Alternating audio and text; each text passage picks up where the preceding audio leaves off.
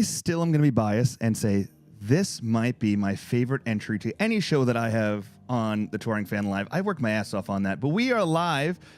The tour leg one is officially come to a close, and we are here in the room together. Myself, Dave from livefootsteps.org, and of course Randy from Live on Four Legs podcast, and then also the Touring Fan Live. There's a lot of live shit going on here in the studio today, and we're all here for one reason and one reason only, to talk about what just went down on the first leg of the Dark Matter tour.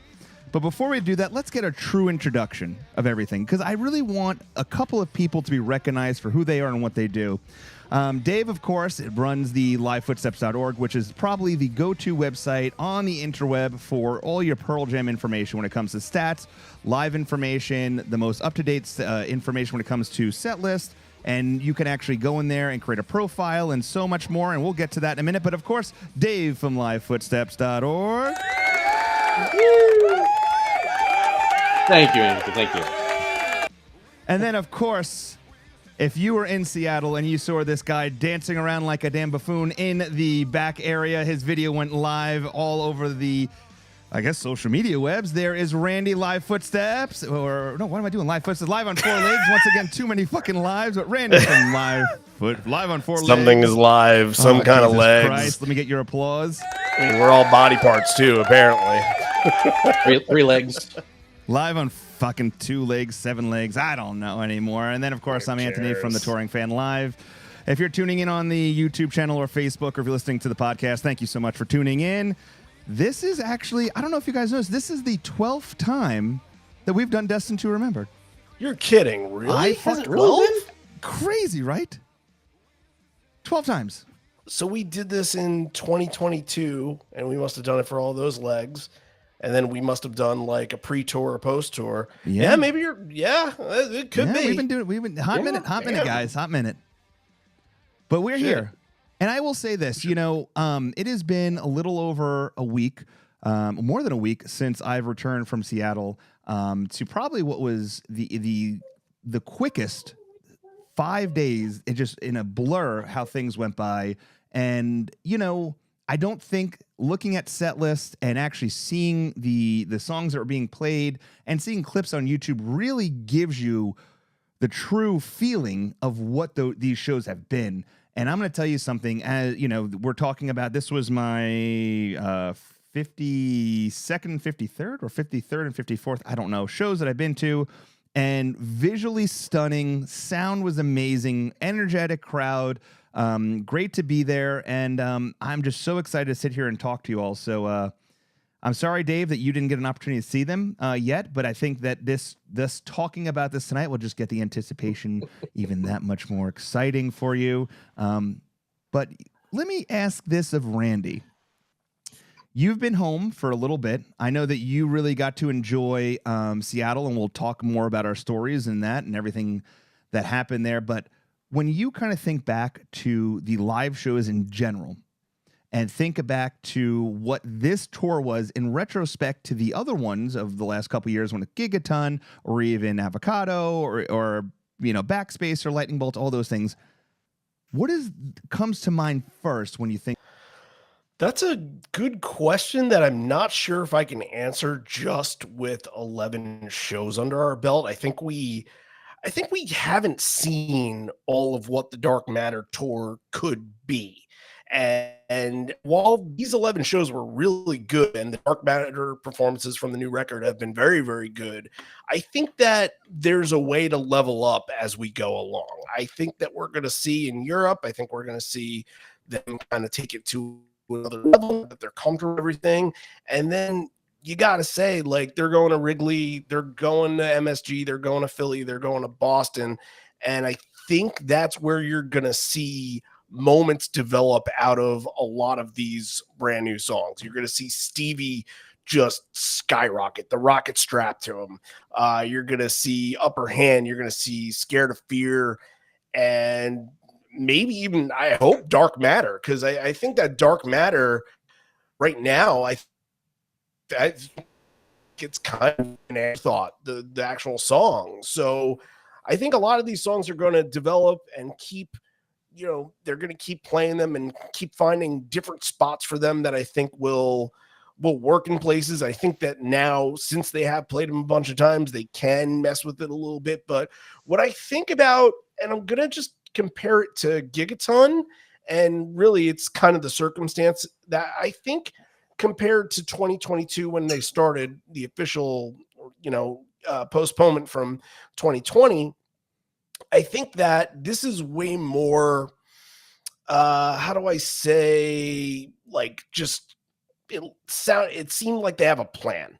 It seemed Okay. like they have a plan in place. It seemed like they know exactly what they're doing. They have structure. They have obviously what they were kind of doing with the Lightning Bolt tour. The first 3 songs are going to be the slower songs and easing into it. That kind of the 5 or 4 song acoustic start was kind of abandoned. The sit down section was kind of abandoned now. And then very, very early on, kick into Dark Matter songs. And I think that structure has kind of both helped and hurt a little bit in places. I think the way it's helped is that it's kind of given them, as you get into old age, which they're in their 60s, it's kind of given them some, I guess, repetitiveness that they can go out there and be like, okay, we have a structure. We know exactly what we're doing here and there.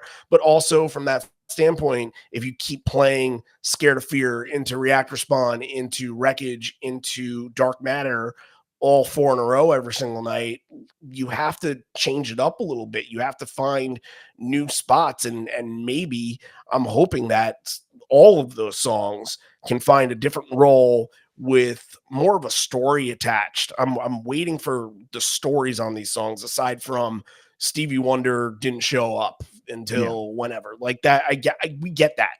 We get that, but we want to hear some in-depth. I would love to hear an in-depth story about maybe a little bit of the meaning of Wreckage.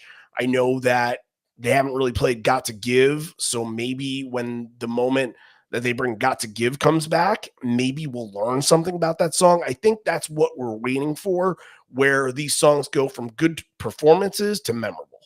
Okay, I could see that. I will tell you this though, and we had talked about this previous, especially talking about storytelling. Eddie, of course, had 2 pretty good sized rants in Seattle. I thought the second day was the strongest of them, and I really appreciated his kind of passionate plea. But I am definitely looking forward to the more explanatory explanation of the songs and where they, what they do and where they come from. I think that's a great idea of, I just want to know what they're about and where they come from. Dave, going into looking at the photos, looking at the videos, looking at how everything's coming along, what is your thought process, or what excites you the most coming up into Boston? I just want to hear the songs live. I mean, I really don't think that like the whole production with the whole screen, everything is going to happen where I'm going to go see him in Fenway. But unless jokingly, I think we said projected on the Green Monster. That would be awesome. Mean, Something like it's that. not out of the realm of possibility. That's a great fucking idea. I'm just saying they should do that. They should change the numbers whenever they're at a new song. Yeah, I mean, if you think about like that, I just can't. Yeah, I just want to hear the songs now.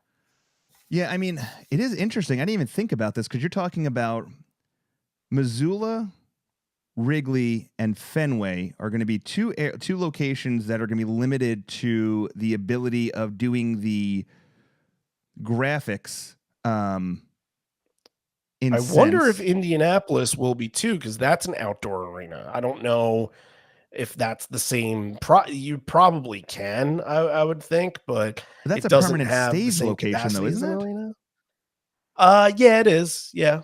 So you would think that they'd have the backdrop and everything in place for them to put that up. I'm just thinking, unless you're talking about Fenway and Wrigley, where 2 locations where it's a temporary stage, where it's a thrown in, fair. where it might be a little bit more difficult. But I'm now you got me thinking. I mean, because you have Wrigley Field has the ivory wall, right? So in potential, that'd be kind of neat to kind of throw that up on the ivory wall, and then you have green. You have Fenway, where you have the Green Monster, where that'd be kind of neat. There's potential for a lot of things. I think that the screens have been awesome, first of all. and maybe the stage is bigger so they can fit it. Who knows? Who Yeah. knows what they could do with it? But I think that there's a lot of possibilities within those two shows to make them feel bigger than what we've seen in the arena. Because yeah, you're right. When we got to Bottle Rock, they're not going to do that for a festival. They're not going to No. bring that big thing around for the festival. So I'm even curious, how the fuck do they get it on an airplane over to Europe and then later to Australia? Like, I mean, obviously you're not lifting this massive screen and putting it on a plane. Yeah, it breaks down in parts, but it still feels gigantic. It is interesting when you're and talking about Europe right now. I was looking at some numbers leading into the show tonight about tickets, and I am shocked how many tickets are still available overseas right now. I had Martin Higgins on a couple days ago, and we were talking about some of the things they're doing over there for their events to raise money. And I was like, man, let me just see what what tickets are, what it costs to fly out there. Could I convince my wife to let me fly overseas?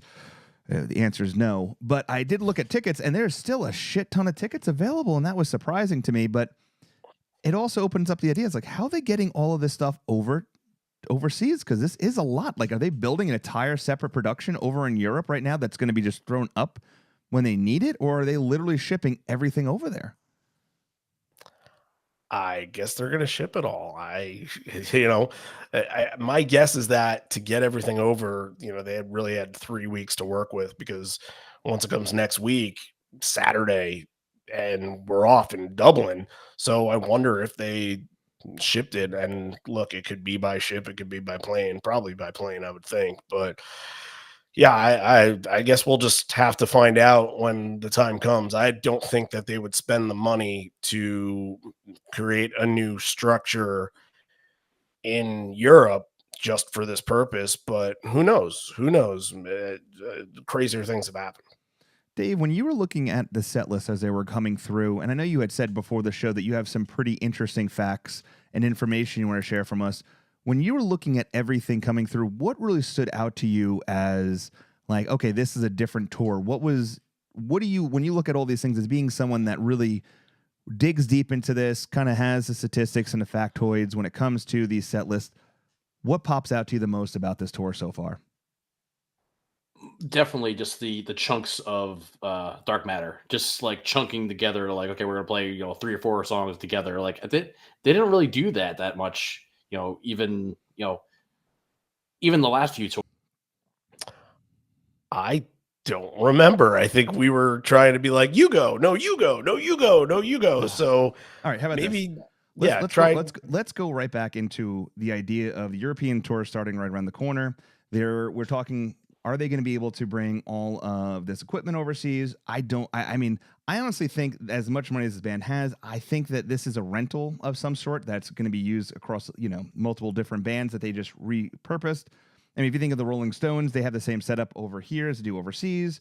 So I do think Pearl Jam's going to give you that same look overseas, and I would hate for them not to have the nipple. I mean, I think the nipple is an important part of the stage. Eddie comes out and does the dance on the nipple.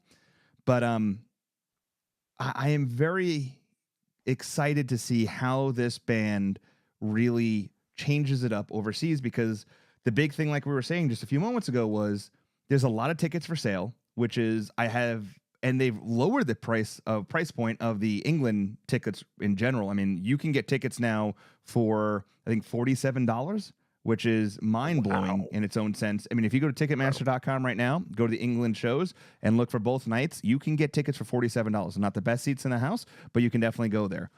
But then that opens the door is, what is going on? I understand ticket prices are definitely playing a factor. We have multiple bands since we last talked that have canceled their tours because of things, and it's curious to see what's going to come of this. So, Dave, I think that what we were talking about was you're definitely keeping an eye on stats. You're definitely keeping an eye on how things are going through the tour. You're definitely keeping an eye on how things are. And I think we asked, when you're looking at this tour, what is really standing out to you as something different and unique compared to the previous tours they've done? Oh, he's muted. You're muted. Jesus. Oh, no, I'm not. I just said it was just the chunking of the dark matter album.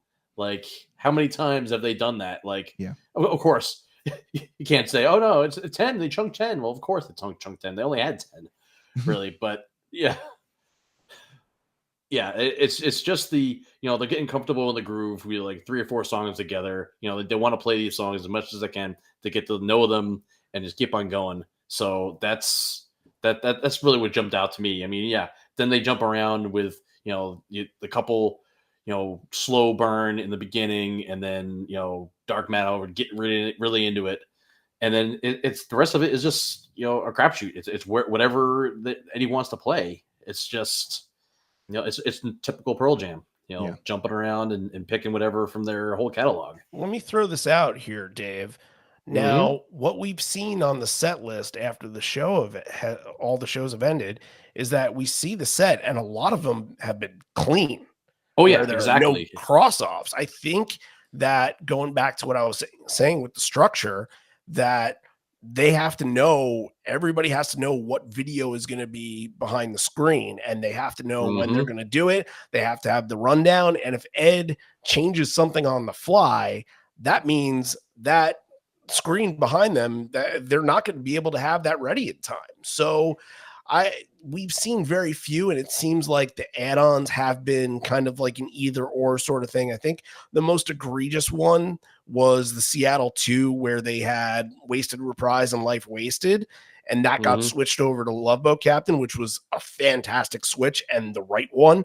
Yeah. But I think that has a lot to do with it, that they can just sit there, and Ed can sit there and maybe really put a lot of thought into making these sets and say, you know what? What's done is done. If we really have to make a change, we'll change a little bit of something, but that's it. I think that everybody kind of has an idea of what's going to happen at this show, and there's not a lot of as many surprises, at least. And I mean, maybe they have some graphics in the can for some I'm sure surprise or something like that. But yeah, but I don't understand how they can go, okay, let's change it up. And they can't go, oh, let's press this button for this song, this button for that song, and have something in the can. And it's pretty quick. And like even if like A just turns around to somebody, one of the roadies or something, and say, hey, on the radio, I'm gonna play this, send it over to the, that could be pretty quick. But it is like a well-oiled machine right now. They're just gonna go through and get what they need to done. And then yeah, they could move it around a little bit, but they're getting it locked in right now. And I think maybe later in the next few tours that they're going to start swapping things around a little more, especially if they have all this video and everything set up correctly. And the one thing I will tell you, looking at these videos, it's like, I thought Do the Evolution was fantastic. That was mind-blowing, bringing in the visuals of what Todd McFarlane did and things that it just made me open my mind of like, what else could they do? I mean, I'd love for them to have like throwback photos of the band playing live at a younger age, kind of up there for like maybe some songs that talk about like maybe if they did All Those Yesterdays and had like some, just older video clips of them playing, or even if like, you're talking about something special, they could have pictures of family. I don't know. There's so much they could do with this. Like the visual, I can talk about it till I'm blue in the face, but once you see it, it is something done so well. I mean, to have Godzilla's underwear on the backdrop and then just throw these images on it, it is amazing what they're able to do. I mean, like I even thought like now I don't know if they haven't played Rats yet this tour, correct? Nope. Versus has been kind of an afterthought. They haven't played Animal yet. Oh, but think about this: if they did Rats and they had a bunch of like just like as soon as the bass line comes out, you start seeing rats on the screen just like crawling. Like that's a really clever idea of just like how to kind of incorporate something different, I mean, there's so much more. I don't know. It is really amazing. What other stats really stand out to you, Dave, when you're looking at these set lists? I mean, my question to you is, was I correct to say that 5% or less of Gigaton was going to be played on this tour? Yeah. Let's see. What was the Gigaton here? I think only 4 or 5 performances in total. I think there were 2 Dance of the Clairvoyants, 1 Quick Escape, 1 River Cross, and 1 7 o'clock. Yeah, 5 songs, 1.8% 1.8%. All right. That's all so right, far. all right, Look, they all can right. come back, and Never Destination can be on every set list. So you All never right, know. But So first of all, I'm 1 for 1 right now. All right, we're going to go through all this. I have all the information of the things that we thought were going to come in this tour. So far, there's the first thing we're talking about. I was right. Less than 5% of the tour was going to have Gigaton on it, and I was right on that one. well, you want to talk about something I was right about? No, I don't Because want to I talk was about that right at all. about something. No, you were not. Go ahead. What Yes, were I you right about? was. What were you right about? I was right in the sense of with Yellow Ledbetter that I said that would be the song if you were to cut anything from sets. That's the one that I would pick. I didn't think it would get cut, obviously, but here's the thing. My suggestion was, and I specifically said that in the pre-tour episode, is that maybe try setting Sun as the closer. And 10 out of the 11 times What did they do? and Ledbetter became the couple times that they played it kind of became that buffer song in between Before. Alive or Baba or whatever to get into Setting Sun. And I think that works too. Like it's still, maybe after the end of this tour, people are going to be like, well, Setting Sun is kind of an inevitable thing now. But honestly, I love that pre-Setting Sun spot because you just don't know what you're going to get. I think one of my favorite moments of this whole entire tour was Footsteps in Portland because that came, I think they did once and then Alive and then Footsteps. And Footsteps is not the song where you're preparing to close your show. And I think it just came out of nowhere, out of left field, that your mind is just blown during that. And you see with the house lights on, Footsteps with the fucking house lights on, like, I don't think anybody would even be able to conceive that before this tour. Those are the kind of things that people remember. And they have a couple of those, like Smile, they did a couple times in that spot. I like them playing around with it, see what sticks, see what works, see what the crowd reacts to. And if one of them is Ledbetter one night, that's fine, but mix it up. And I think you'll start to see some more surprises as we go along. A couple of things coming across the chat that I want to bring up that I think would open up some really good discussions right here. Brad talks about there was a long string of different openers, a lot of different openers this tour across multiple shows, a lot of different changes. That was a big change. It was interesting because I feel like a lot of times you can almost predict in the area they're going to be in what the opener is going to be.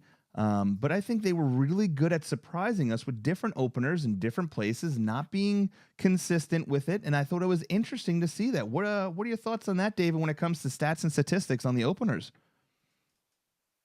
I mean, they really started out with like so many, that, I thought they were just going to go the whole tour just having, different openers. But then, of course, they threw in another Long Road, another release. I really think they should have stretched it out for the whole thing. They've done that pretty close to most of the tour a couple of years ago, didn't they? Is that right, Randy? Yeah, they had a string of a bunch of shows where it was like a 15 show run going back to 2018. And that kind of, look, you're not going to go most tours and open with release just once. Like they're going to throw that in more often than not because they know what their crowd is doing. But that streak ended on LA2 because this version of Long Road, which is, again, just like that Footsteps, one of the best moments that happened on this tour, where midway through the song, Ed gets so emotional talking about his uncle being the 10th anniversary of his passing. And you could see on the set list, I'm looking at the set list right now, speaking of cross-offs that we were talking about before, Footsteps was supposed to be the opener for that show. Like, think about how incredible that would have been. We just talked about it being at the end of the set.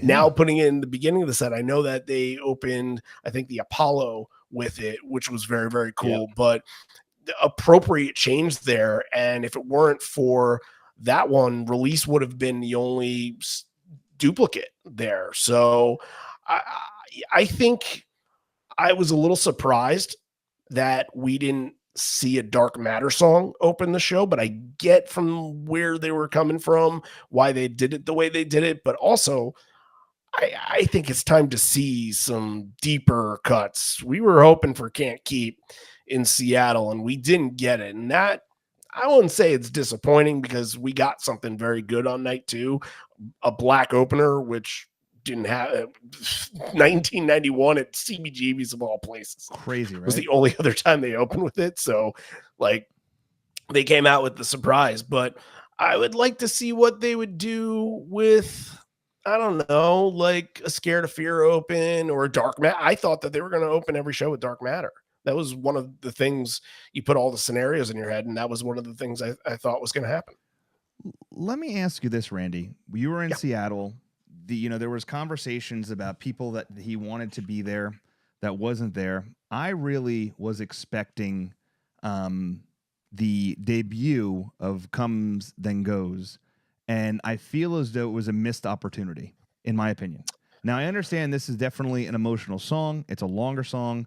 Javier would be someone who understands the intricacies of how it would have to be performed live, because I feel like it would be something in depth. And also, P.S., we do have a live studio line, so if you want to call in and share your stories of any of the shows you saw live or what we're talking about, if you want to make fun of anything, we're cool with that too. Anyway, but before we get into that, but yeah, I really thought I was almost willing to bet money that second night that Comes Then Goes was going to be played.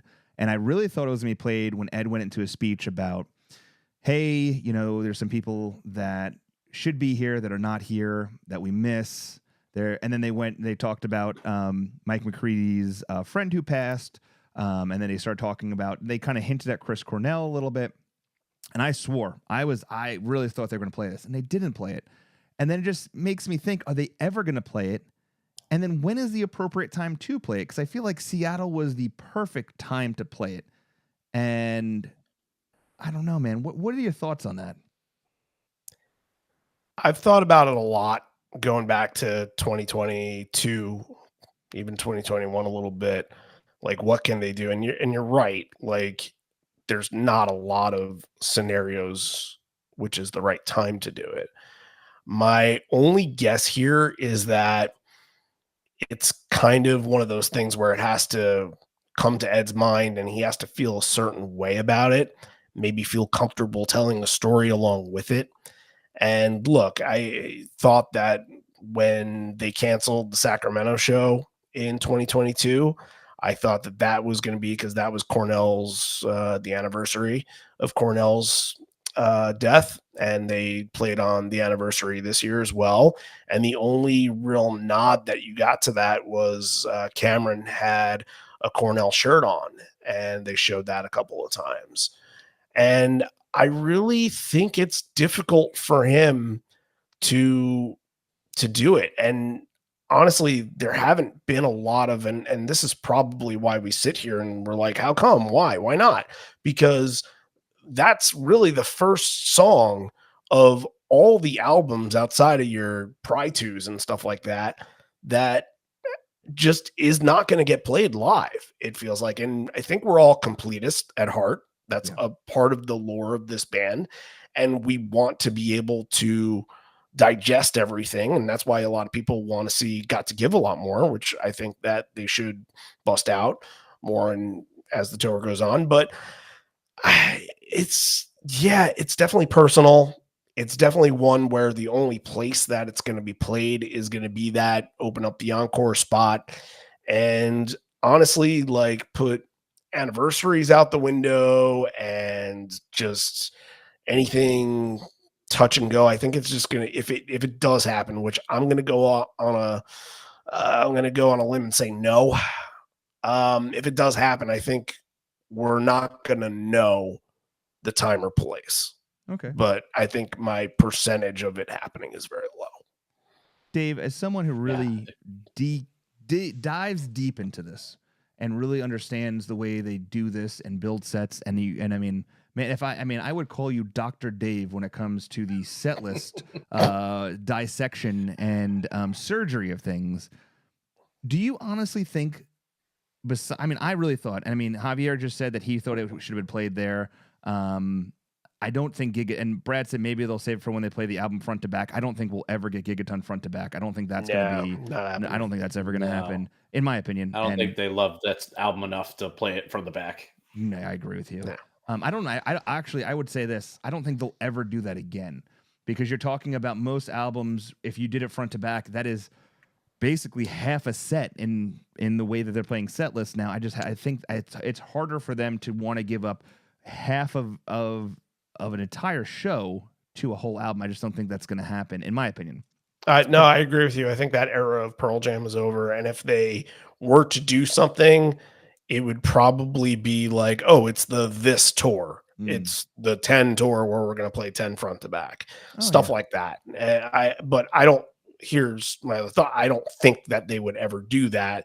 I just think that 2014 and 2016 was such a special time within the band where they felt comfortable with it and they said, just go for it. And they liked the idea of just surprising everybody. So yeah. Well, it is gonna be interesting. It's a new era. Yeah, it's a new era. This is we are in the new era, as Taylor Swift would say. We're in the new Pearl Jam era. Geriatric Pearl Jam, for lack of better terms. So Dave, looking at this, I really want in a dissection way.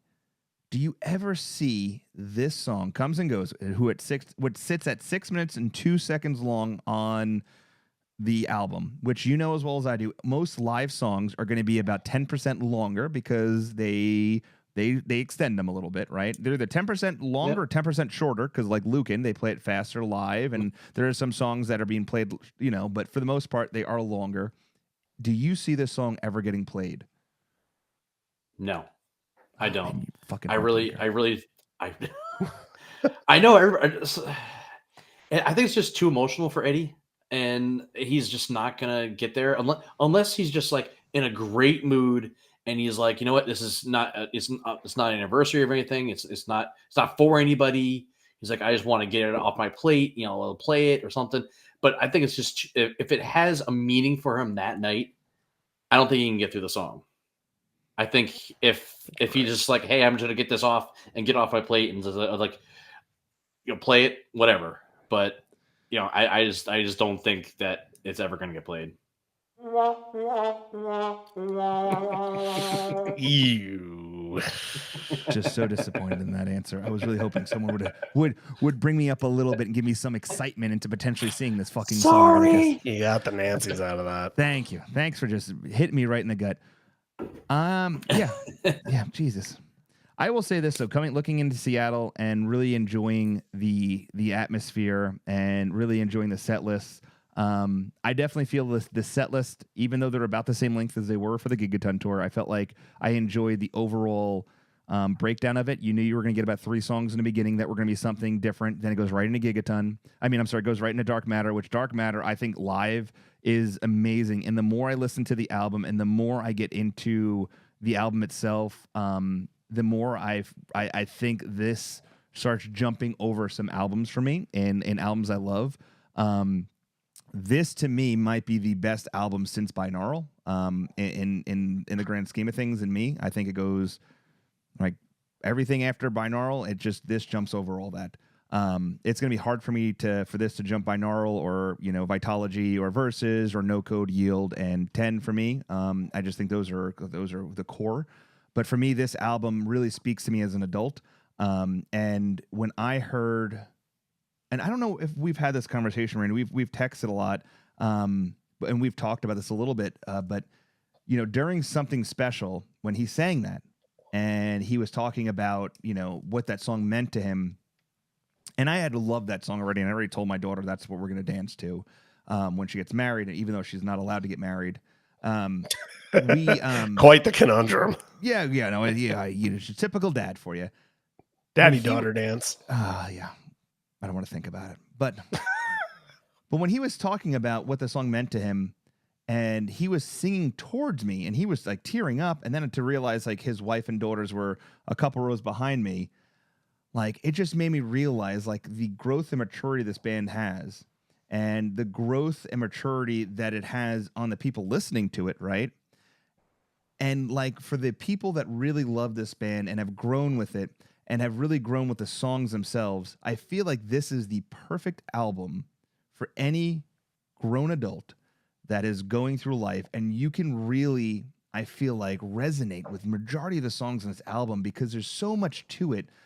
and there's so much growth. And then like hearing it live and seeing the band be so excited. But I've never seen Stone so energetic. And I mean, I remember the 2013, hell, I even remember the Philadelphia shows in 2010 or 2011 when they were closing the Spectrum, and they were just 9, thank you. And they were just like, and he was energetic. I just felt like Stone playing these songs, especially the Dark Matter album, and his, like, he was loving it. And I think it's because it's them really 100% on paper, and it is so much better live than it is on the album. And I think me and Randy and Javier had a great conversation about why we feel that way and why we feel like the album is so compressed. And you can hear it live. We had a great conversation about compression in a car in Seattle somewhere. But it is the truth. Like if you listen to the album and you love it, and if you actually took all the songs and put a live album out of just all the songs, I really feel like the way that they're coming across on the bootlegs right now and the way they sound, it is just tenfold better. And the songs are just so much more elegant, so much more beautifully done. And I'm not sure, Javier, this would be a great point for Javier to jump into, and because he would understand the compression side of things. But man, this album is, to me, it just sits, it's high up there, and it's gonna be hard for them to top this. I don't know I don't know where they go from this, because you went from Gigaton to this, and it is night and day difference, and this is just such a perfect album. I love it.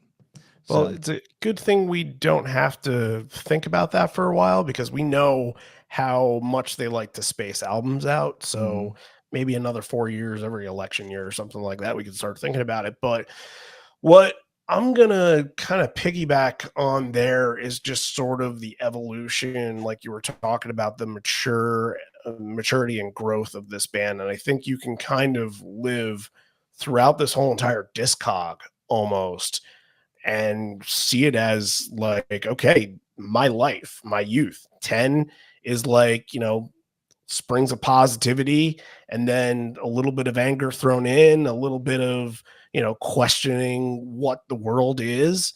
And then versus, you're getting a little bit angrier. You're really starting to question things. And Vitalogy, you're not questioning things anymore. You're ready to burn the motherfucker down, and you're pissed off because you've lived throughout all this time, and you're maybe not at the place that you want to be. A lot of that, I would think that's like when you're around 25 or so, like everybody wants to be in a better place, in a bigger place. They want to be married. They want the kids right away. And maybe life isn't going as fast. I think that's a lot of what Vitalogy is. And then I think No Code is kind of the idea of, all right, it doesn't need to be that. You can look at things from perspective. Finally, you can think of things differently and just sort of pause and enjoy life. When you get to Yield, it's sort of like, what's going on in my world, and how do I react to it? How do I deal with it?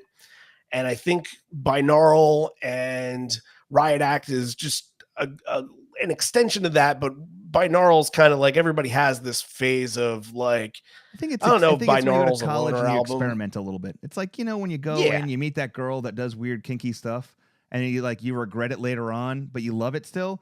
Like that. Maybe you don't regret it earlier. Like you can still like it, even though it's not going to be, your future. But yeah, and then on and on. I think that's why a lot of people, and me specifically, like Backspacer and Lightning Bolt don't connect with me as much, because there's some little bits of feeling growth and evolution. You hear it with Just Breathe and The End, and you hear it a little bit with Sirens. But as far as records go as a whole, it doesn't really have that concept. And really, Gigaton 2 has a little bit of that, but not to the extent of like, okay, where are we now? I think when you think of Gigaton in the future, you're going to be like, well, Gigaton was COVID. And then when you think of Dark Matter, this is where it's all going to kind of come into place here. When you think of Dark Matter, you think of, okay, where am I? We've done this for 3 decades. I'm older now, I'm wiser now, and the world is ahead of me. I have a lot of things to be excited for, but I also have a lot of things that might be regrets, that I'm worried about, that you might have lost friends, you might have lost relationships, and it's up to you to figure out how you're going to pick yourself up out of this hole. And I think a lot of that kind of goes into how they've matured as a band. Like little bits and pieces, of course, have been thrown in there over time. I think there's some of those themes in Avocado with some of those songs like Come Back and Inside Job, of course. But I think now it's a different perspective. It's looking at things differently from your 60s than from your 40s. Well, okay, I'm going to respond to that, Brad. When people think about the record, no, it was not written in COVID. It was kind of, I guess, written a little bit supposedly for about the election, but I think a lot of people are just going to attach it to COVID because the songs worked perfectly for that era. Yeah, 7 o'clock, and he got me on compression. Compression. You are a compressor. Anyway, I don't need to continue that. I think. I think your description of the albums really makes sense. I do think the only thing I'd have to disagree with you a little bit about, I think binaural was them experimenting with something that they were unsure of what to do, and that's what came out of Riot Act, because they wanted to be more vocal about, I guess, the way things were, and I think Riot Act was very much the more angry version of binaural. That's just my opinion.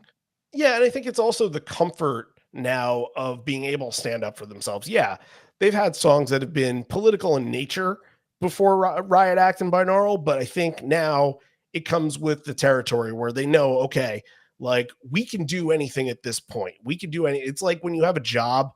Look, you lasted a job for 10 or 15 years.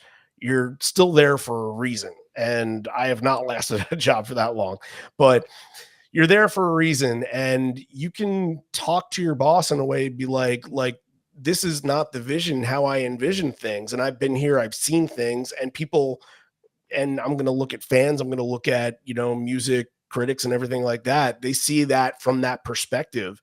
And they're like, okay, if Pearl Jam wants to say something, they are well within their range to do it. And maybe some people don't listen. A lot of people aren't going to listen to that. But then some people are going to be like, you know what? They've earned that. And I think maybe there were some other artists during that time that did say things that weren't, obviously Pearl Jam was not in their prime for Riot Act, but I'm thinking more of the Chicks and how the Chicks were seen during that era. And I think people saw them differently because of their politics, and Pearl Jam was just kind of just there and almost, I don't want to say accepted because it wasn't accepted, obviously not Nassau Coliseum in the very least, but I think it was just the ability to sit there, look at things and say, is anybody else going to say anything? All right, well, we will. Yeah.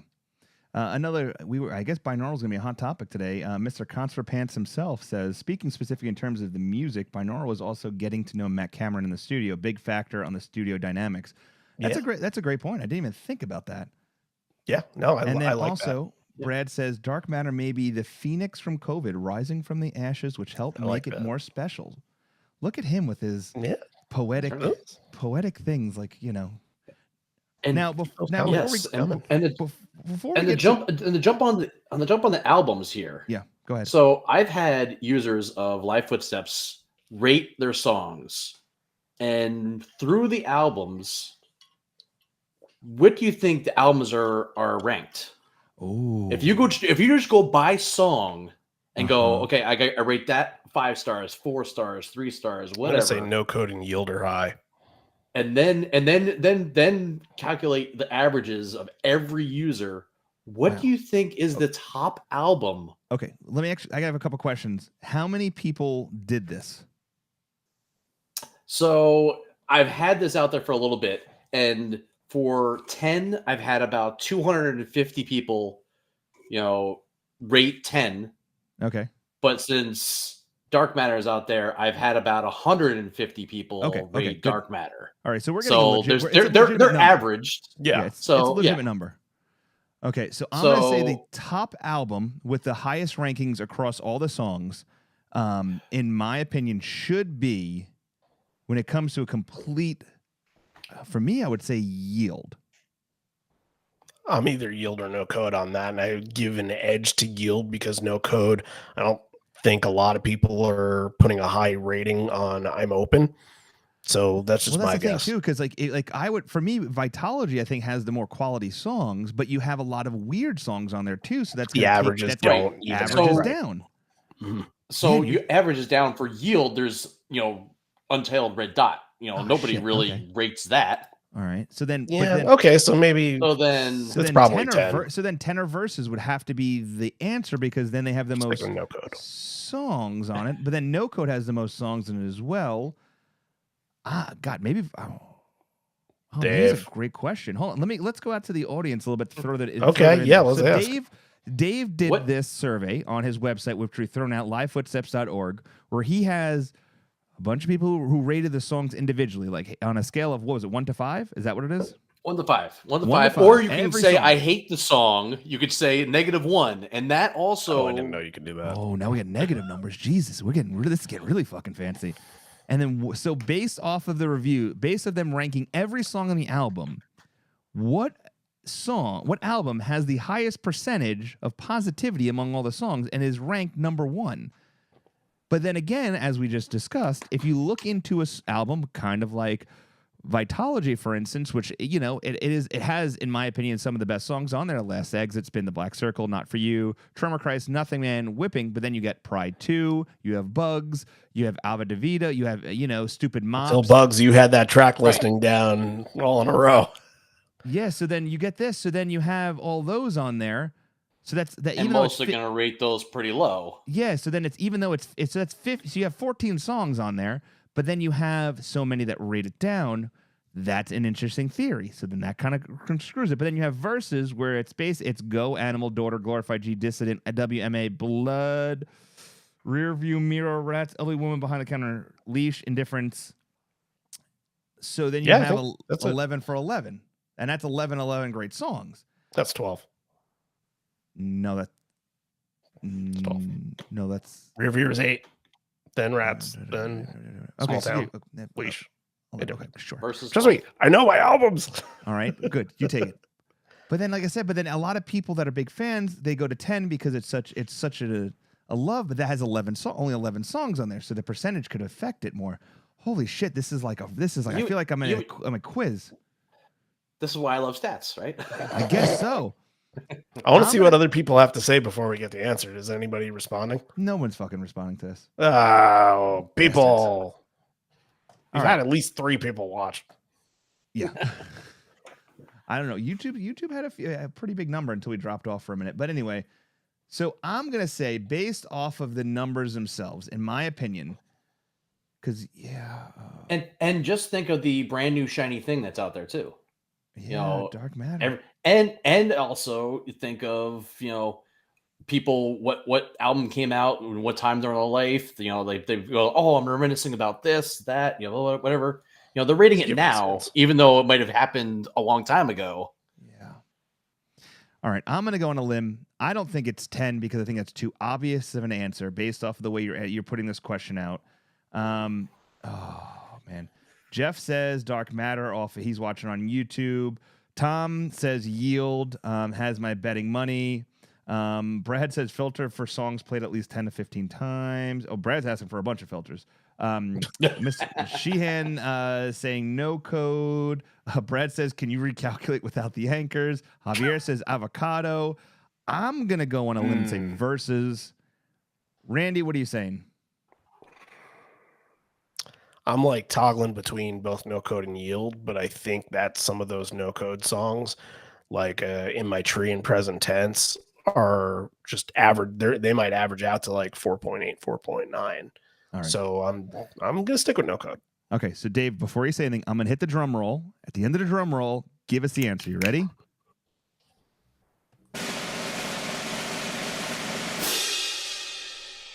Anthony, you're right. Versus. Fucking versus. Hold on a second. However, versus. Get clapping.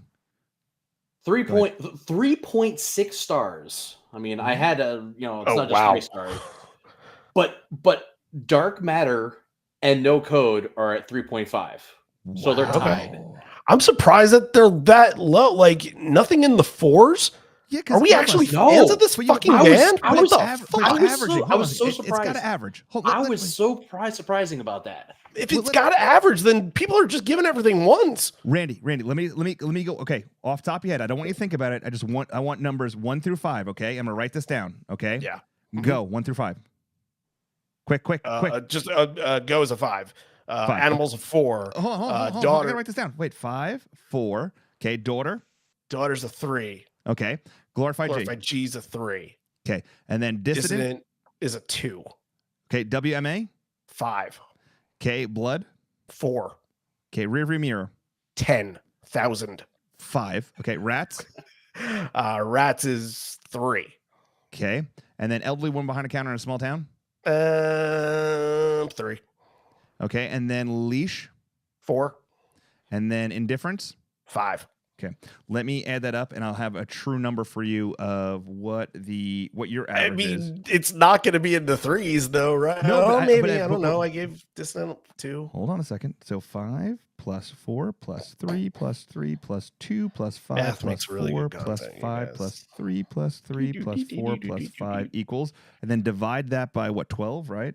It was 12. Yeah. 12. Do you know what your answer is? Your number is 3.8. You're not that far off. All right. Yeah, right. So you can't argue with math. So yeah, Randy, you can't argue with mathematics. I can. Doesn't mean I'm gonna be right.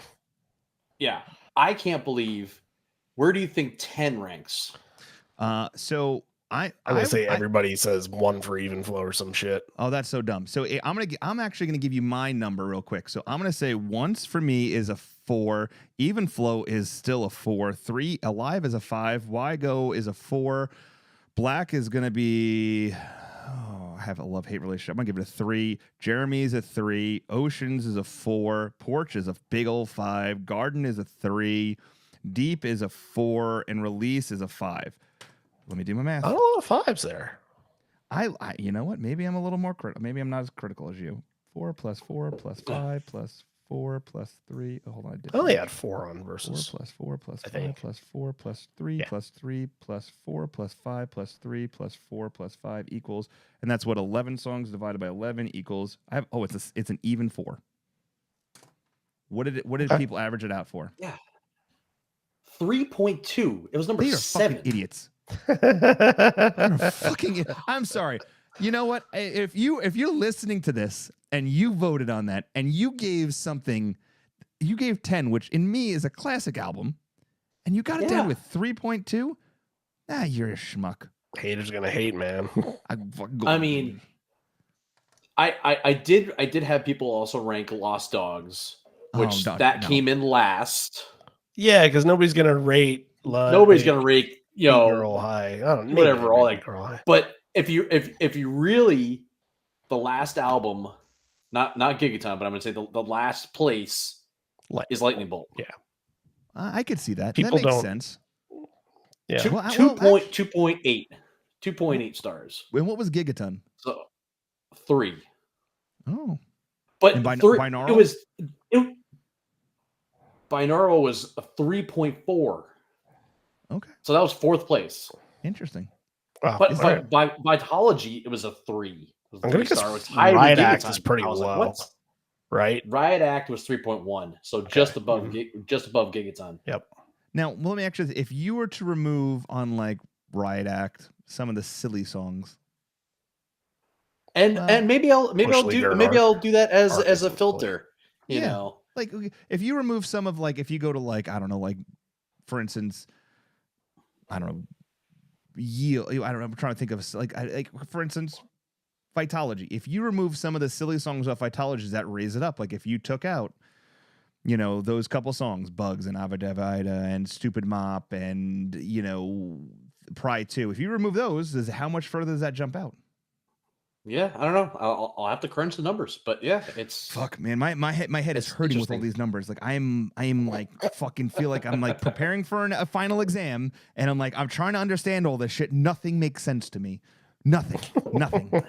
Fuck it, everything. But the fact. That's why I have the computer do the numbers. Oh man.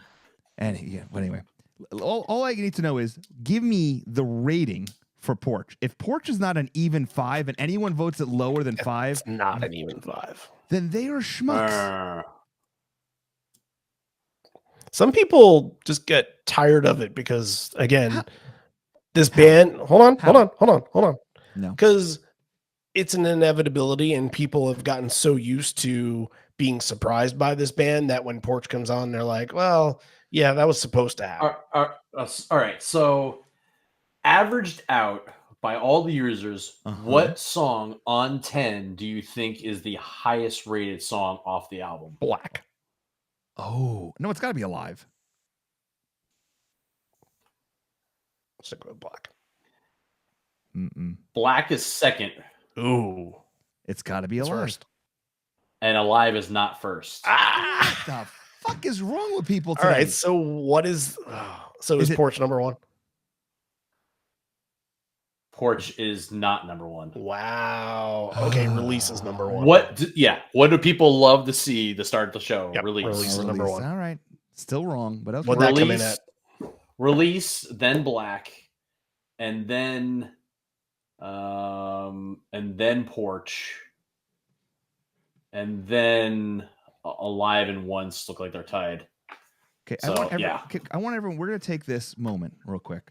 Okay, I want everyone to get into the mind space, right, in your head. Everyone, just take a breath, okay?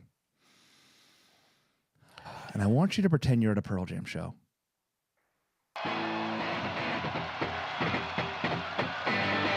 Oh, and you give us Riffy Porch out of all things? Come on. Give us the 1, 2, 3, 4. Come on. Dude. Oh, here it comes. Ready?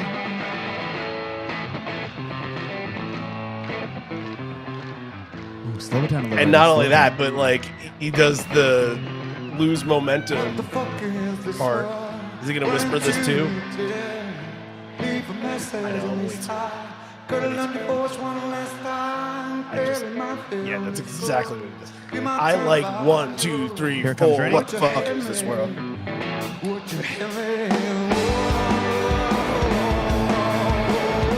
If your heart didn't just fucking go a mile a minute, then you have no soul. I just like 1, 2, 3, 4 Porch. That's me. I'm not into Riffy Porch at all.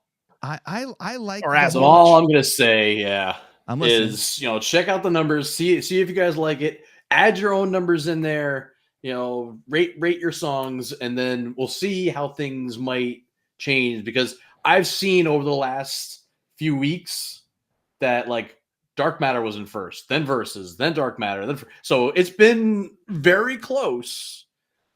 So I want to know what's going to be number 1 on Dark Matter. Oh, that's a good. Yeah, I think we got to do that. That's a good one. What is number 1 on Dark Matter? Hold on, hey, what is your number 1 song off of Dark Matter, Andy? And everyone listening, because we have a plethora of people chiming in right now. Your number 1 song off of Dark Matter. What is it and why? I think On the Record and Live are different, and it might change by the end of the year. I don't know. On the Record, it's still Upper Hand. And I agree. I really still love the live song. I loved hearing it live, but Stevie blew me the fuck away. That was the one where sitting back in my seat or standing, I was just watching and waiting for the whole thing to explode. Upper Hand was still a really good live song, but I feel like it needed something else to kind of have that same, I don't know, thunderous feel that the record does. And I think they're going to get it at some point. But Stevie, yeah, I think Stevie's probably number 1. So for me, react, respond, because I'm very much I'm a punk guy. I love Ramones is still one of my favorite bands of all time. Like that off the album to me is one of my favorite songs. I just love the hype. I play it loud in the car. It's great. It was really good live. But for me, Wreckage Live was like it made me fall in love with the song and made me listen to it again, and it just has a different like feel to me. Wreckage Live was fantastic, and that to me was huge. What? Hold on a second. Where the fuck is this button? I didn't love it. I had really, really high expectations for it. I liked it. I had really high expectations for it. I have a lot going on in my life right now where like that song is super pivotal. And I don't know. I think it just felt a little slow and it just didn't feel like it built like I expected it to. Also, night 2, you had that like the first 5 songs in the set were pretty explosive, and I thought that maybe like keep that train going, see what you could do, and maybe replace Wreckage and put it at the next song. I thought that maybe they were going to do that, but if maybe Wreckage a little bit kind of derailed that. I don't want to. It's trust me, I love the song. I really love the song, but I don't know if it hit me live like I wanted it to. And expectations again, my expectations compared to other expectations that other people might have might be really high because I'm in too deep with the stuff. But yeah, I don't know. I get it. And I guess Brad says people are allowed to have opinions, but you know what they say? Opinions are like assholes. Everyone's got one, and some of them stink, and Randy's does. So, oh my Thanks, God. Brad. I'm allowed to have them. So, Merc. according to the internet mob out there, what do you think are the what is the favorite from Dark Matter? Oh, we totally lost track when we were going off the deep end. I'm still That's my saying fault. Stevie. I'll take it. It's got to be Stevie. It's got to be. I mean, I think that song is really just. I would say it's Stevie, but it actually is tied. And maybe if I would do another, decimal point, maybe Stevie comes out ahead. But 3.9 for Waiting for Stevie, and also Scared of Fear. Okay. All right. I'm curious to see if, and there's no way Stevie had an early lead. I know that. So now, yeah, now it's probably I'm curious to see after all these shows if Setting Sun has jumped up. Yeah, because I think a lot of people like that was the one they were most surprised about. Like they were excited to see it, but I don't think anybody thought that it would be that impactful. That it was. It's right behind. It's right behind Stay Waiting for Stevie and Scare for Fear. It's right now it's 3.8. Same with Wreckage and Dark Matter. So what's the least? Is it Won't Tell or Got to Give? The least is what do you have to respond? No, something special. Oh, yeah, okay. Sorry, Anthony. I know you love it. A lot of people are just not into the heartstrings. Some people, I guess, people just don't have fucking hearts. I don't know. Maybe they just don't like being happy and loved and love their kids. I don't fucking know. I love my kids. That song gets to me. Hey, I talk about this on the podcast this week, but Thin Air was never a song that I really thought about that often. But when I heard it in Seattle, I'm like, yeah, you know what? This gives me a really good vibe right now. Like people are swaying to this. They're clapping along. They're having a good time. And I'm not in particularly a love song kind of guy, but hearing Thin Air changed my mind that night. It was almost a complete 180. It's not like I disliked the song, but I just didn't see I just didn't see what it was for, you know what I mean? Or it just didn't connect with me, but live it connected with me. Was that the first time you heard it live? First time, 30th show. Let me ask you this, because this is a great question I've always wanted to ask somebody, and it's the first time I've actually remembered to ask this. When there's sometimes you hear music, through live, through Nugs or buying the bootlegs and stuff like that, and you're like, oh, this sounds good. But sometimes hearing it and feeling it in an environment, especially being around people and enjoying it, do you think that's what changed it, was being around, being surrounded by it, and also being around people that were enjoying it as well, and having the environment play a factor into enjoying that differently than just hearing it, like through a bootleg? Absolutely. Okay. Oh, absolutely. Without a doubt. I think that changed my mind on a lot of songs. When I was young and I was still going to my first couple shows, I didn't really hang on No Code too much. Again, I think I was more in my Versus phase at the time, but I didn't see a whole lot out of Present Tense. And after seeing it for the first time, I was just floored at how many people were singing this no code song. Yeah. So I went back, I dug in to the live version that I saw in Chicago, and I kept listening and listening. I'm like, damn, they're right. The people are right on this. I was wrong. And then when I saw it again, like a year or two later, I was just blown away and I figured it out, if you know what I mean. You definitely figured it out. You definitely figured it out. Yeah. All right. So let's talk a little bit about Seattle, shall we? I mean, I was able to enjoy some time with Randy. We got to really spend some quality time together. Dave, I really wish you were there. Seattle was quite special in so many levels. When it's kind of hard to wrap my head around everything that we were able to do. Me and Randy were able to do. I was able to do with some other things, and it was just a really cool, magical time. When you look back at this trip, Randy, in Seattle, what really stands out the most to you? Was it the shows? Was it your friends? Was it the experiences? What memories are really important to you when you think back to Seattle? So, I started going to Pearl Jam shows, like 15 or so years ago, 15, 16 years ago. And I think the idea of going to Pearl Jam shows was to go and see the band.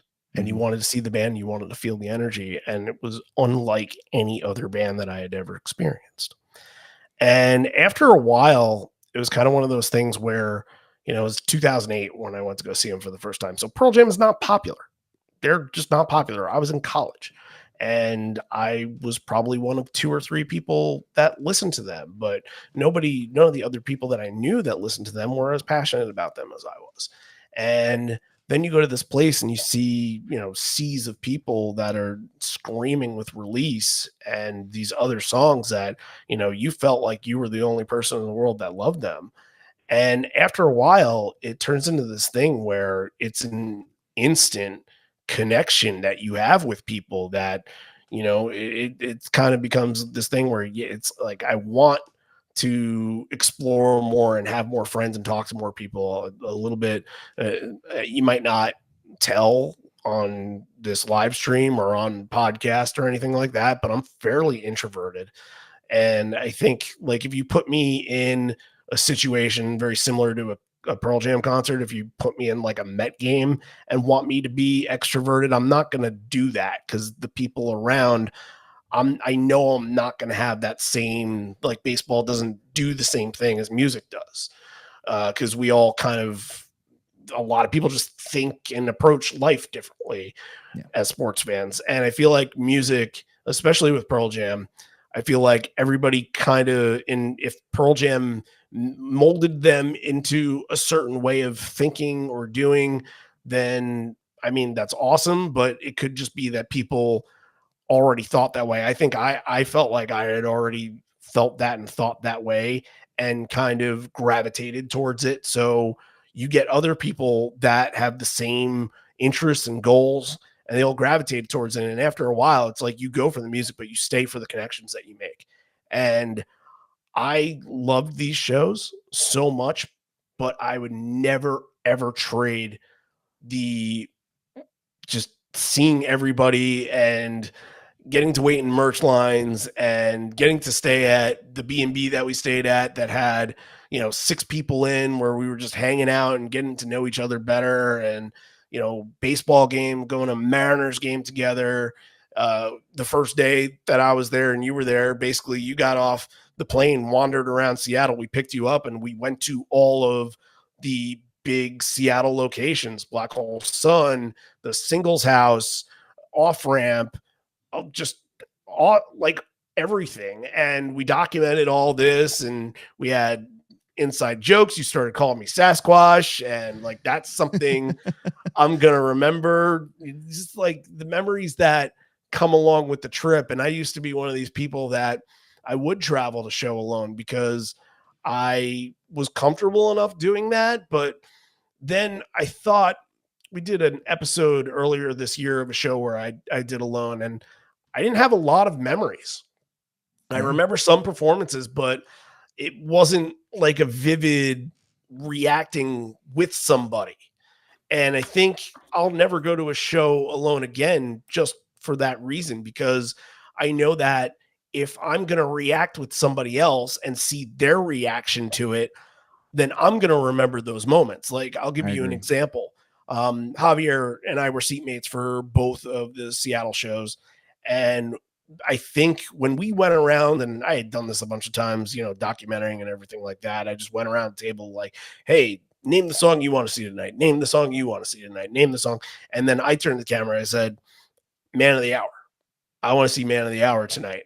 And I think we had talked about it because of Bill Walton. I think that's one of the things that we brought up.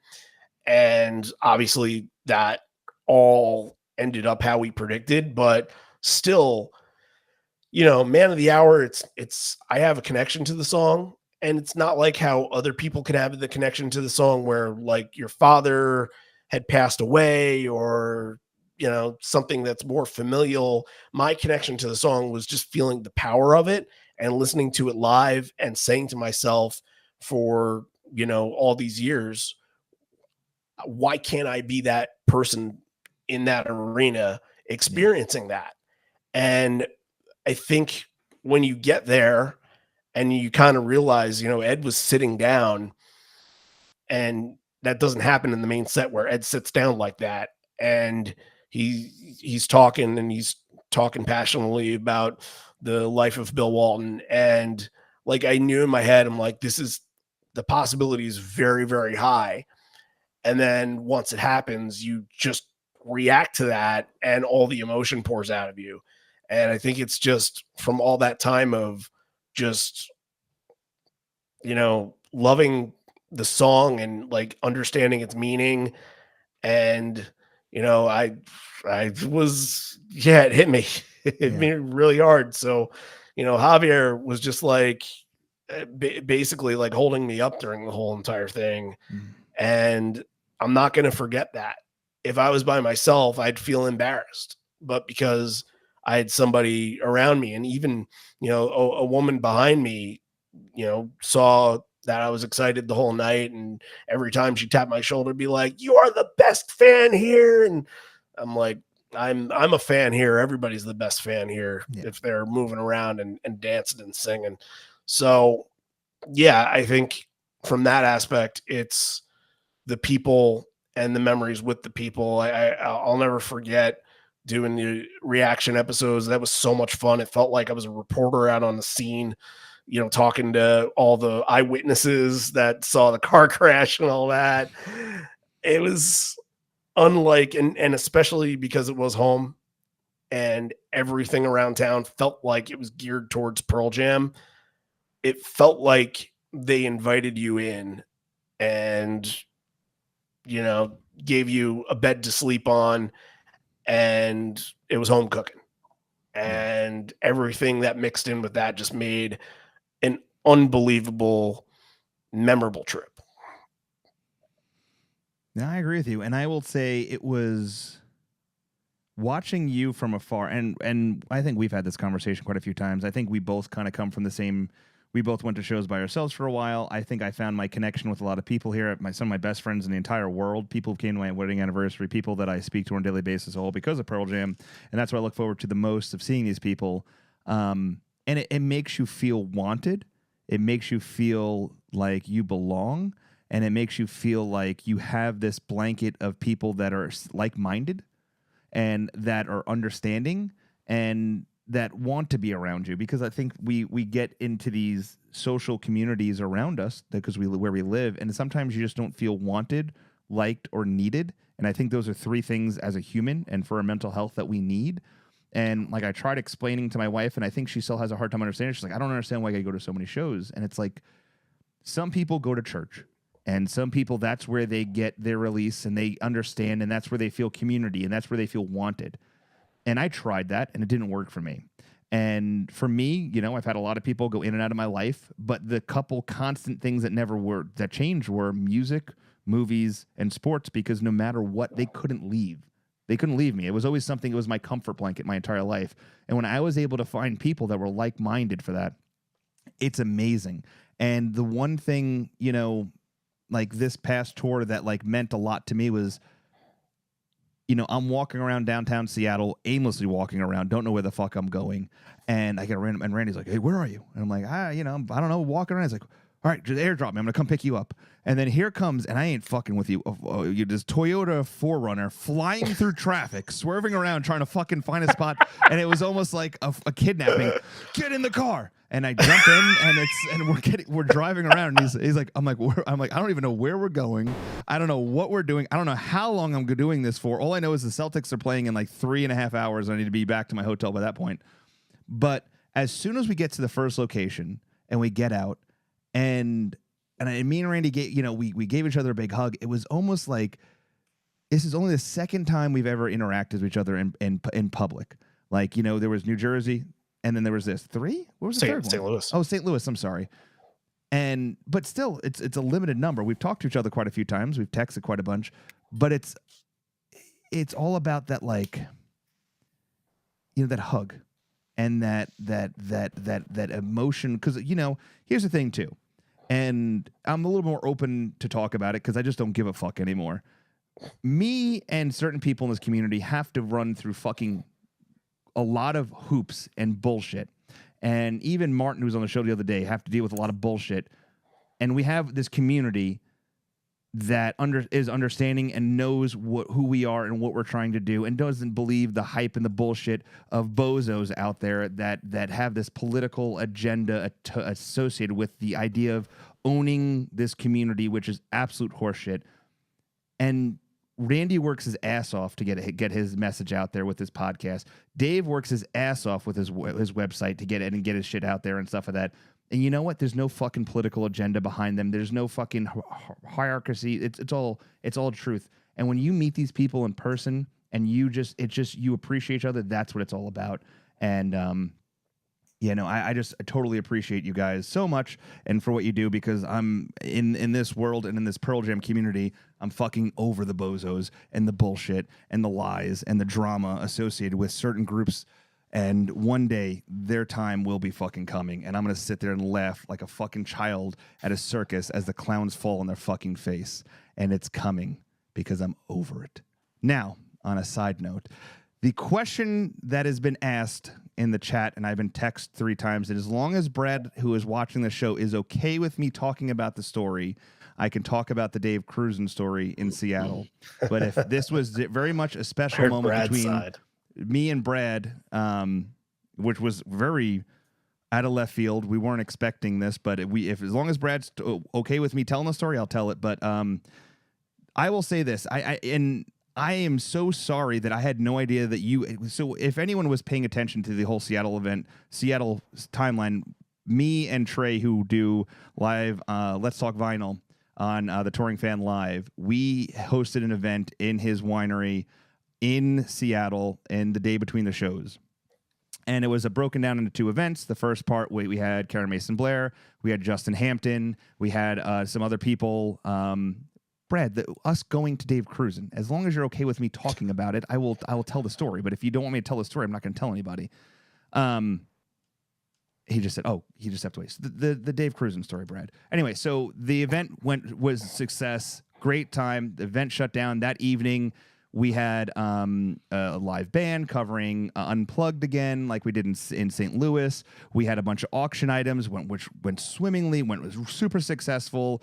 And we ended up raising we raised $27,000. By the time Randy got to the event, I was 4 bottles of wine in. I was fucking gone. I had Randy the next day. He's like, man, it was so good to see you last night. I said, I do not even remember seeing you. And I felt so bad. 2 seconds. I was so gone. So, all right. So I will tell my favorite story about Seattle, because Brad said it's fine. But the day of the show, the day of our event, I was supposed to go for a run.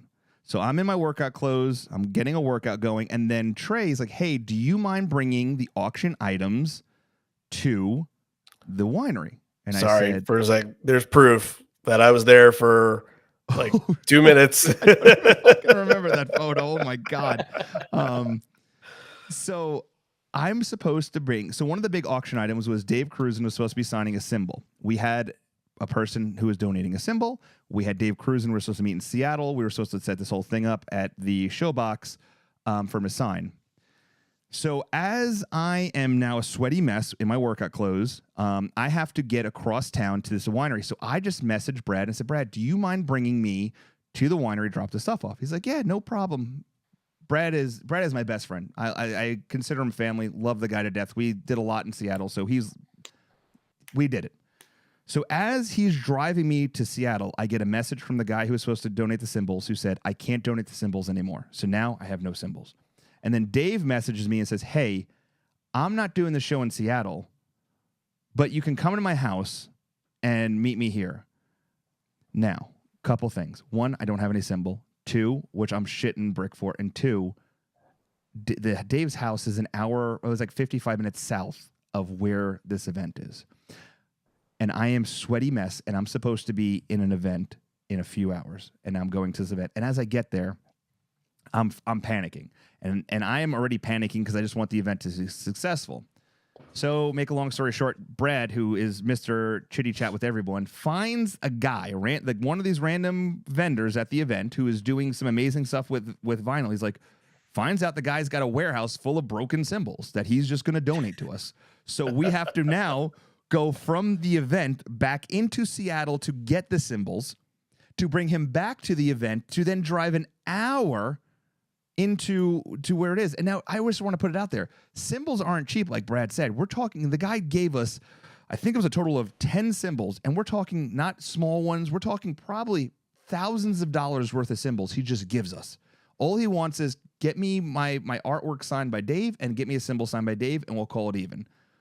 So now Anthony's still head to toe in workout clothes with Brad in a car, is driving to Dave Cruzen's house. And I'm starting to realize Anthony doesn't probably smell so good. He didn't, because I didn't shower. I just worked out. So now I'm driving to someplace, I don't want to say the city because I want to, confidentiality. I drive to one of the most magically beautiful places I've ever been to. Stunning views, absolutely things. We get to his house and he opens up this, and it was funny because he opened up the garage. I guess he was checking us out to make sure we're not lunatics.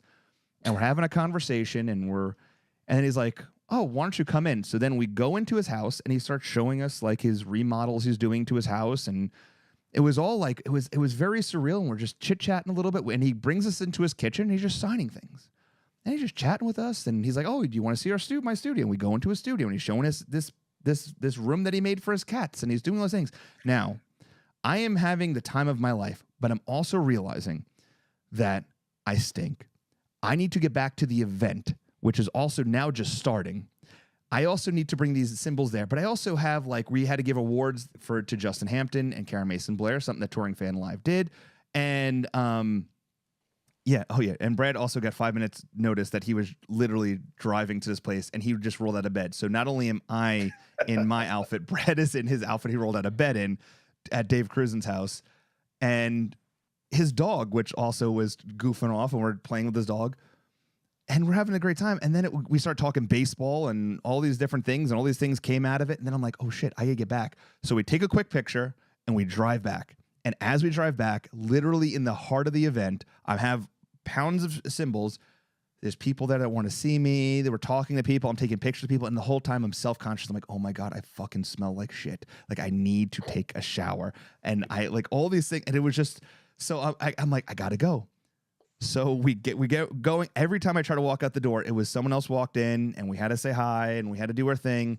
But finally I snuck out. But yeah, it was these 5 hours of mass emotions of up and down, of getting the cymbals, to getting to Dave's, to getting Dave to sign things, to realizing how much an amazing human being Dave is, to just seeing how happy he is in life, to seeing what he's accomplished with his, first of all, his studio was stunning. And as an audio video guy, and seeing the precision in the, I was going to give him a hard time about a part of his studio because it was concrete slab. I'm like, oh my God, you just don't do this. But then to see how he offset the sound, I was amazed by just the oak, everything was amazing. It was such a great event. And then Like the event went successful, and then when we were able to realize we raised $27,000, it was just I wasn't expecting that, and have like certain people that are very much involved with Pearl Jam show up to the event and support the event, and it was a great time, and I was really happy for it. And I was just glad that we had so much support from, Randy was really supportive of it and really shared the message out there. And I'm really grateful for that. But it was a good time. And then the next day, of course, I just, surprisingly showed up to the wishlist party, which was an interesting, take. I thought I'd shake hands and kiss babies. And, I was looked at by like the devil as I walked in. But it is what it is. But it was a good time overall. Seattle was fantastic. I was great to be there. And, I'm glad that it was such a success, and we were able to raise so much money for Smash Seattle. It was fantastic. That's what it's all about. That is what it's all about. Well, this has been the most randomly thrown together, chat everywhere, stories all over the place, thrown to the fucking shit to the wall, see what sticks, show that we've ever did. But let's end it with some questions that I'm gonna throw to both Randy and Dave. Let's do some short answered questions. Going overseas, we're 2 weeks. We're 2 weeks out from the first show overseas. Is that correct? Almost a week. Oh, almost a week. I'm sorry. Because that's on Saturday. It'll be a full week. And also, huge shout out to what Martin and his team are doing over there, to selling out the Hard Rock Cafe. The amount of money they're gonna raise over there, amazing. I am so proud of them as just a group of people that have grown, and I am just so excited to see what they're gonna do over there. And also, I'm hoping that they win this award, prestigious award for the nonprofit work and everything, and the charitable work they do is over there. They deserve it because they're doing it with heart and soul, and I think it's fantastic. So good for them. Love with this those guys. shows being Great a friends. week away, what do you think they open the show with, Dave? First show of the tour. Release. Randy. They're going to go back to it again. It's not a bad call. I think that's like I'm going to go Long Road because it's been since 2010 since they played Dublin, Ireland. I am going to say Wash is what they're going to open up with. That's just my prediction. I have no reason, rhyme or reason. Wash was what they opened up with first song in Vancouver. So it could be a trend. Could be a trend. Do you think we're going to have a special song that's played over there that no one's expecting? And if so, what do you think it is? And if you want to go even deeper, what show will they play it at? Randy, we'll go to you first. Come on, Randy. I think it's time to get All or None in a set. Okay.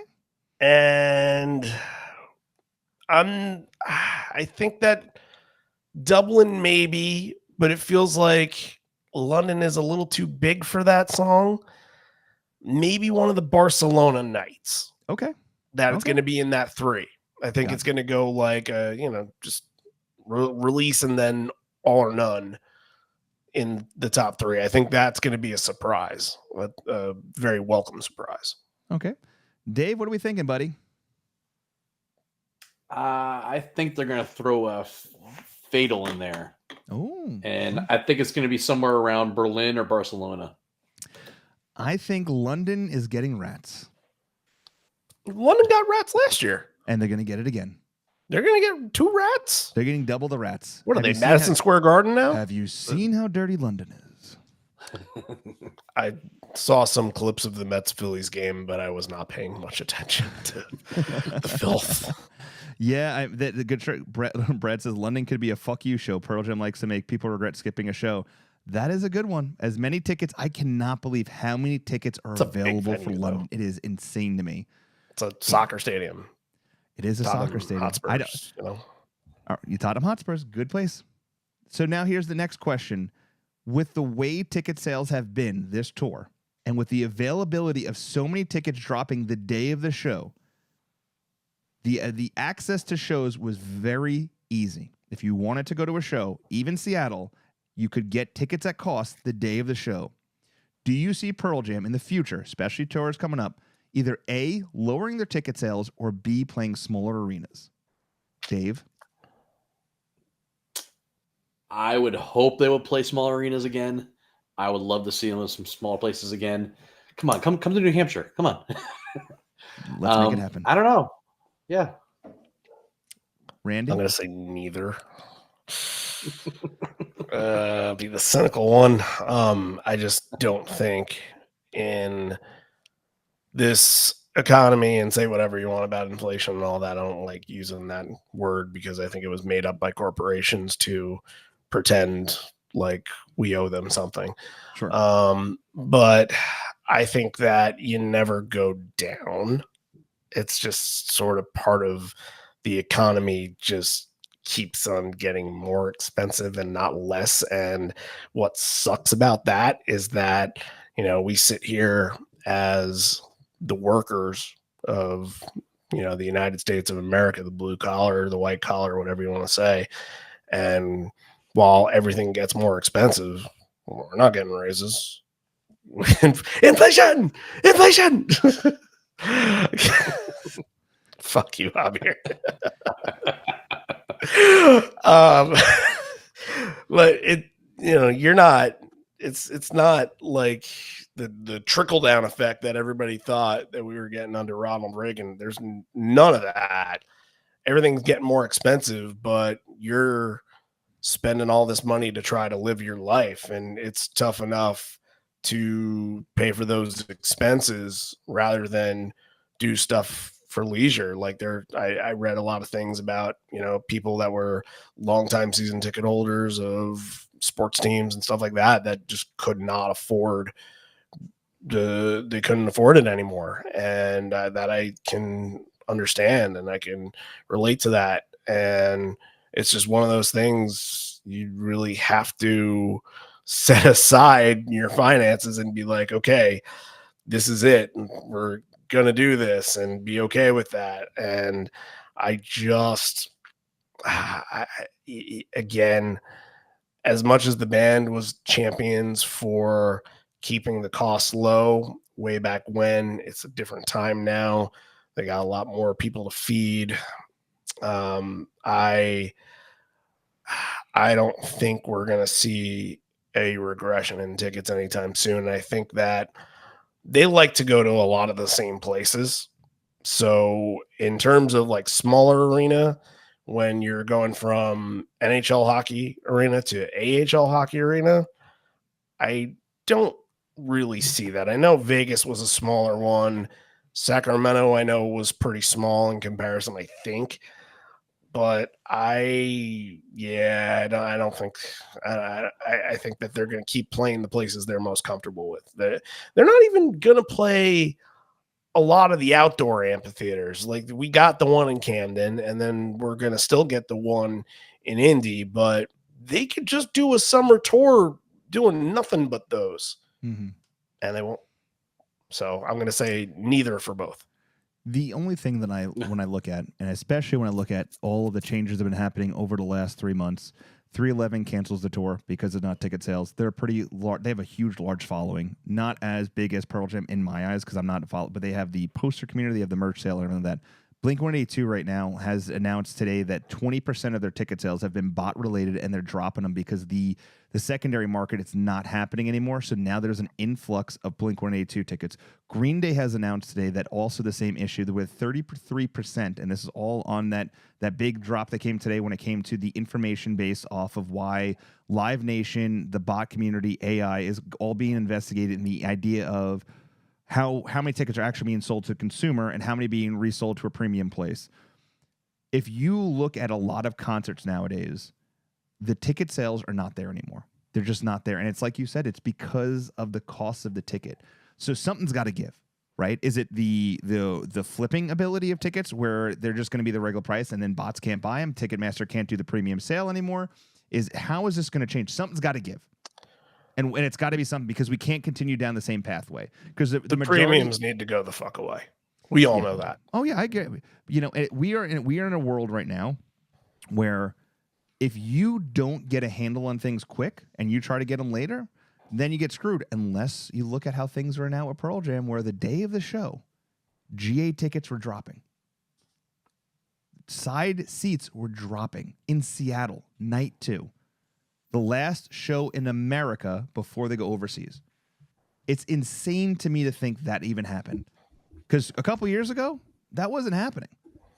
But it's these holding of tickets that Ticketmaster is holding hostage because they're trying to put premium prices on it. It's ludicrous and insane, in my opinion. So hopefully this information gets broken up, and we'll see how things go from there. I'm looking forward to it. Dave, I cannot wait for you to see this show in September with us in Boston. I think you're going to really enjoy this. Yes. It is a religious experience, and it is... I really feel like the band is connecting at a very mature, different level. I do think Josh brings a huge new joy to the band, and I think it's fantastic. It is interesting to see Boom, what song, who's going off stage? Are they both on stage? Is Josh on stage, but Boom's not on stage? Is Boom on stage, but Josh is not on stage? Are they both on stage? How the dynamic of the songs are changing, and it's a madhouse, and it is awesome, and I'm excited for it.